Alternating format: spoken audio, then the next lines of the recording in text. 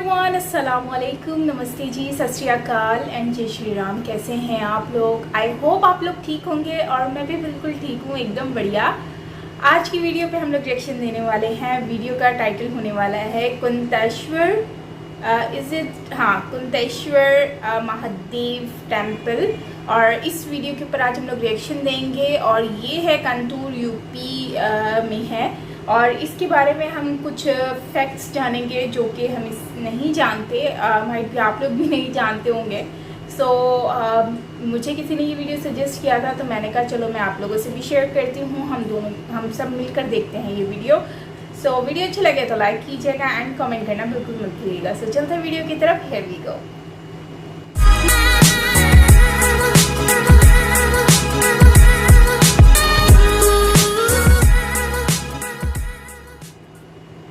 महादेव का एक ऐसा रहस्यमयी मंदिर जहां आज तक कोई भी सबसे पहले पूजा नहीं कर सका।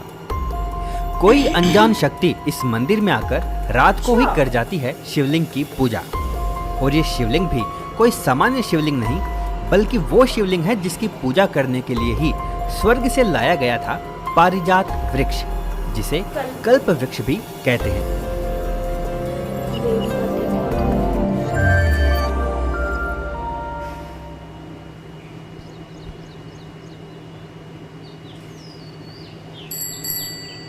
पाँच अगस्त 2020 ये तारीख इतिहास में दर्ज हो गई जब प्रधानमंत्री नरेंद्र मोदी ने अयोध्या में राम मंदिर के निर्माण के लिए भूमि पूजन किया। इस भूमि पूजन में खास बात ये हुई कि प्रधानमंत्री ने मंदिर के प्रांगण में पारिजात का पौधा लगाया। तो आज के इस वीडियो में हम ना सिर्फ पारिजात के पेड़ की खासियत जानेंगे, बल्कि मैं आपको लेकर चल रहा हूँ उस सबसे प्राचीन पारिजात वृक्ष के दर्शन करवाने के लिए जिसका भारत में पौराणिक महत्व सर्वाधिक है।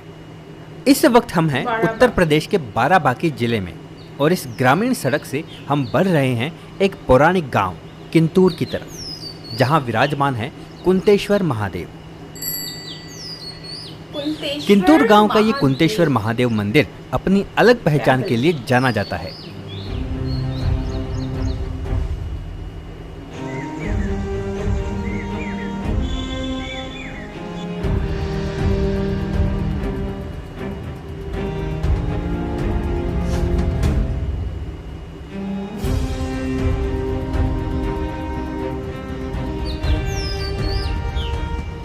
हेलो दोस्तों, उत्तर प्रदेश के बाराबांकी जिले में एक गांव है किंतूर। इसी किंतूर गांव में ये कुंतेश्वर महादेव का यहाँ पर एक मंदिर बना है। माना जाता है कि यहाँ के शिवलिंग की कोई अदृश्य शक्ति रात 12 बजे के आसपास सबसे पहले पूजा अर्चना कर जाती है। इस कारण आज तक किसी की भी यहाँ के शिवलिंग की सबसे पहले पूजा अर्चना करने की ख्वाहिश पूरी नहीं हुई। ये रहस्य इस मंदिर को खास बना देता है।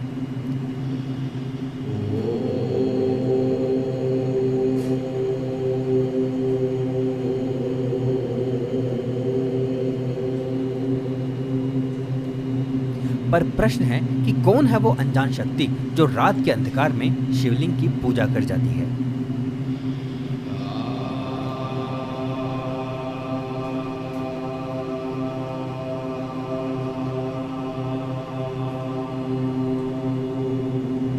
माना जाता है कि किंतूर गांव का नाम पांडवों की माता कुंती के नाम पर है। जब धृतराष्ट्र ने पांडु पुत्रों को अज्ञातवास दिया तो पांडवों ने अपनी माता कुंती के साथ यहाँ के वनों में निवास किया था। इसी दौरान पांडवों ने माता कुंती के लिए यहाँ कुंतेश्वर महादेव की स्थापना की थी। माता कुंती प्रतिदिन सुबह शाम यहाँ पारिजात के दिव्य पुष्पों से अपने आराध्य भगवान शिव की आराधना करती थी। कहते हैं कि माता कुंती यहाँ महादेव की आराधना में ऐसी रमी कि महाभारत के युद्ध के बाद अपनी आयु पूरी कर जब उन्होंने देह का त्याग किया तो उनकी आत्मा के जिस अंश में कुंतेश्वर महादेव बसे थे वो अंश स्वतः ही इस मंदिर में आ गया। मान्यता है कि इस मंदिर में आज भी माता कुंती सूक्ष्म रूप में रहती हैं और रोज रात को अपने आराध्य भगवान शिव की पूजा करती है। कैसे हुई यहाँ कुंतेश्वर महादेव की स्थापना? महाभारत काल में माता कुंती अपने पांडव पुत्रों के साथ अज्ञातवास के समय यहाँ आई तो उन्होंने भीम से यहाँ पर शिवलिंग स्थापित करने को कहा था। तब भीम पर्वतमालाओं से शिवलिंग लाए और यहाँ स्थापित कर दिया। तब कुंती की इच्छा हुई कि पारिजात के पुष्पों से शिवलिंग की पूजा करे। लेकिन पारिजात का वृक्ष तो स्वर्गलोक में देवराज इंद्र की वाटिका में शोभायमान था, तो फिर वहां से ये वृक्ष धरती पर कैसे आया? आगे की कहानी जानने के लिए चलते हैं पारिजात वृक्ष के दर्शन करने।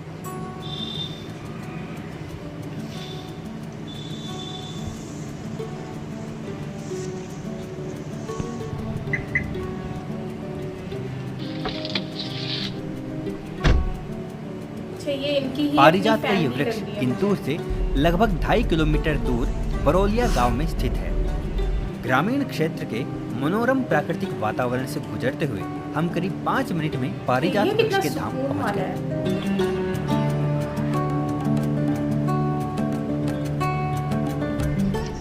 है। ये यहाँ का मेन गेट है जिसके ऊपर पांडवों की प्रतिमाएं लगी हैं छोटी छोटी।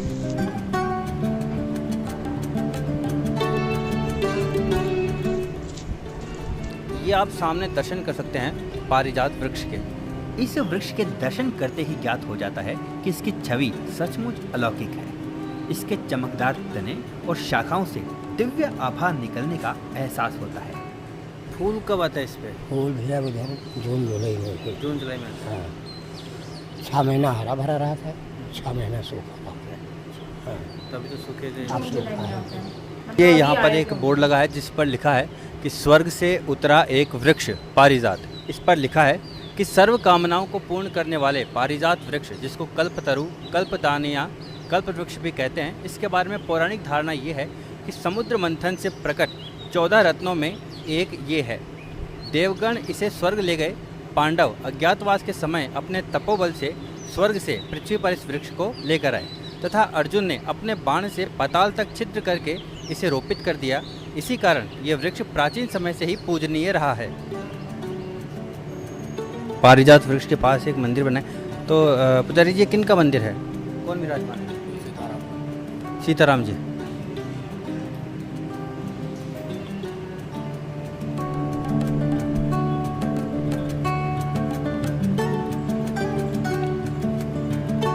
छोटी सी बच्ची ऐसे हाथ में।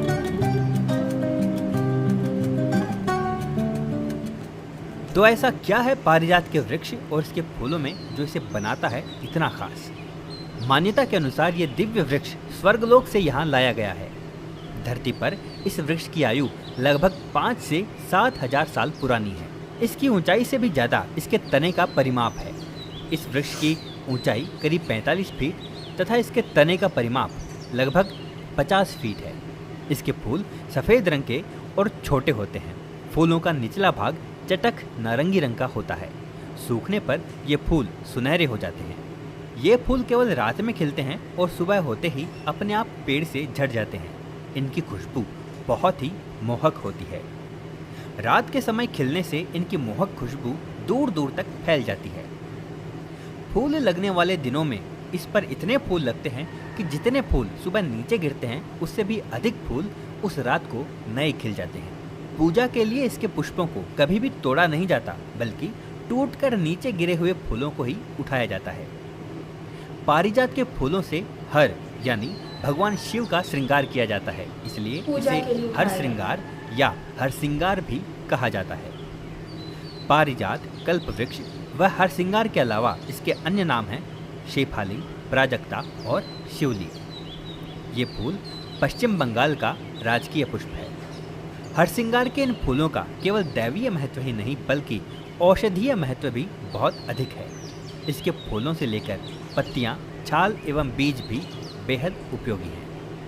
यदि कोई व्यक्ति बहुत तनाव में रहता है तो इसकी फूलों की सुगंध 1 माह तक लेते रहने से तनाव दूर हो जाता है। पाचन शक्ति बढ़ाने में भी इसके पत्ते और फूलों का इस्तेमाल किया जाता है। गठिया रोग में इसके फूलों का इस्तेमाल होता है। इसके फूलों का सेवन हृदय रोग से भी बचाता है। साथ ही हड्डियों में आने वाली परेशानी भी दूर होती है। साइटिका रोग के इलाज के लिए हरसिंगार को सबसे अधिक उपयोगी माना जाता है। इससे अस्थमा आदि रोगों का भी उपचार किया जाता है। तो इस प्रकार से पारिजात वृक्ष का न केवल पौराणिक महत्व है बल्कि इसकी इन सभी विशेषताओं से भी ये पेड़ अपने दिव्य वृक्ष होने को सिद्ध करता है। आपको आज का ये वीडियो कैसा लगा, साथ ही इस पारिजात वृक्ष और कुंतेश्वर महादेव के बारे में आपके क्या विचार हैं, कृपया कमेंट बॉक्स में जरूर बताएं। मिलते हैं अगले वीडियो में। धन्यवाद।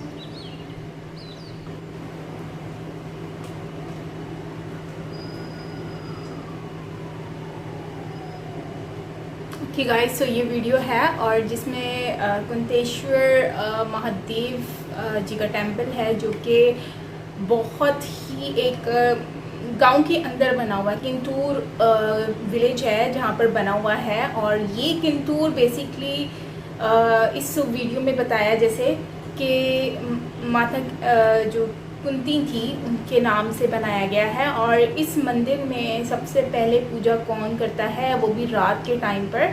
सो ये एक फ़िलॉसफी रही है, लेकिन अभी इसमें कंफर्म हो गया है, क्लियर कर दिया है इन्होंने कि वो बेसिकली माता कुंती ही हैं जो कि रात में पूजा करती हैं, क्योंकि वो पहले भी किया करती थी। तो फिर मतलब जब उनकी देहांत हो गया तो उसके बाद जो है वो अब रात में यहीं पर ही उनकी आत्मा जो है वो यहाँ पर जो है वो करती हैं पूजा। और मतलब वो बहुत ज़्यादा मानती थी और अपने बेटे पांडवों के साथ वो यहीं रहा करती थी इसी जगहों पर। एंड उनकी जो है वो यहीं अभी भी यहीं पर ही बसती हैं और पूजा करती हैं रात के टाइम पर। एंड ये जो पेड़ दिखाया है, ये पेड़ जैसे कि दिखने में तो बिल्कुल ही डिफरेंट लग रहा है, लाइक इतना खूबसूरत और इतनी बड़ी बड़ी शाखें। इससे पहले मैंने कभी भी इस तरह का पेड़ नहीं देखा कि इतना घना हो। मतलब कि अभी हरा तो नहीं है क्योंकि जून जुलाई में कह रहे थे होगा, और ये आई थिंक इन्होंने सर्दियों के टाइम पर रिकॉर्ड किया है।